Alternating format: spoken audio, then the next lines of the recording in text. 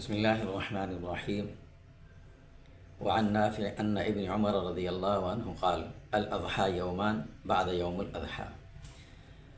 حضرت نافع جو حضرت عبداللہ ابن عمر رضی اللہ کے شاگرد ہیں وہ فرماتے ہیں کہ قربانی کے 2 دن عید الاضحیٰ کے دن کے علاوہ یعنی کل 3 دن ہیں، عید الاضحیٰ کا دن اور 2 دن اس کے بعد کے۔ ایام قربانی کیا کیا ہیں، کن دنوں میں قربانی جائز ہے؟ تو ایام قربانی یہی ہیں جو اس روایت کے اندر مذکور ہیں۔ 2 دن 10، 11 اور 12 تاریخ کی غروب کے سورج کے غروب ہونے سے پہلے تک جانور کے گلے پر چھری پھیرنا یہ لازم ہے۔ اگر اس وقت تک نہیں کر سکا اور سورج غروب ہو گیا، اب اس جانور کو ذبح کر کے اسے تقسیم کرنا یا اس کو قربانی کے طور پر سمجھ کے کرنا یہ جائز نہیں ہوگی۔ اب اس پورے جانور کو صدقہ کرنا لازمی ہوگا، پورا جانور۔ یہ کسی نے سوال کیا کہ گوشت کی تقسیم کس طرح سے کرنی چاہیے۔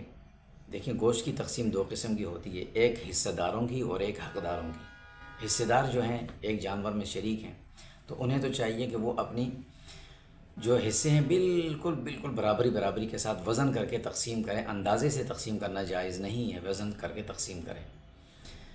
اس کے ساتھ احتیاط کی بنیاد پر بعض حصوں میں کسی ایک حصے میں پایا رکھ دیا، دوسرے میں دوسرا رکھ دیا، اس کو بھی کاٹ کر پیس بنا کر اس کے مکس کر کے، کسی میں جو ہے وہ بھیجا دماغ جو ہے وہ رکھ دیا، مغز، اور کسی میں جو ہے وہ کلیجی کا کچھ حصہ رکھ دیا، تاکہ وہ اگر کمی بیشی تھوڑی بہت ہو جائے تو وہ معاف ہو جائے۔ یہ اس طرح سے تقسیم کرنی چاہیے۔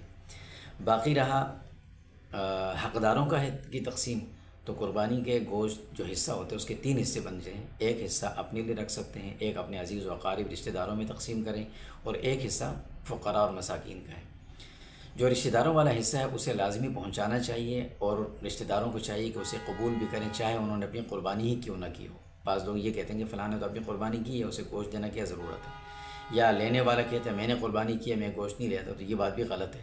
قربانی کا گوشت قبول کرنا چاہیے، یہ برکت والا اور ایک اچھا گوشت ہے، اور لے کر پھر بے شک کسی اور کو تقسیم کر دیں۔ تو قربانی کا گوشت پہنچانا بھی چاہیے اور قبول بھی کرنا چاہیے۔ یہ کہ سارا گوشت اپنے استعمال میں لا سکتے ہیں، بالکل لا سکتے ہیں، سارا گوشت بھی استعمال کرنا جائز ہے، کوئی حرج نہیں ہے اس میں۔ رکھ لیا سارا حصہ اور بعد میں اس کو اپنے ذاتی استعمال میں لیا، یہ بھی جائز ہے، لیکن افضل نہیں ہے۔ افضل یہ ہے کہ اس کو 3 حصوں میں تقسیم کیا جائے۔ کیا قربانی کا جانور رات میں ذبح کر سکتے ہیں؟ جی، 10 ذی الحجہ کو دن میں نہیں کر سکے، رات کو بھی کر سکتے ہیں، 11 کو بھی نہیں کر سکے، آنے والی رات کو بھی کر سکتے ہیں۔ 12 کا پورا دن ہے، البتہ 12 کی اگر غروب ہو گئی، سورج غروب ہو گیا، اس کے بعد کرنا جائز نہیں ہوگا۔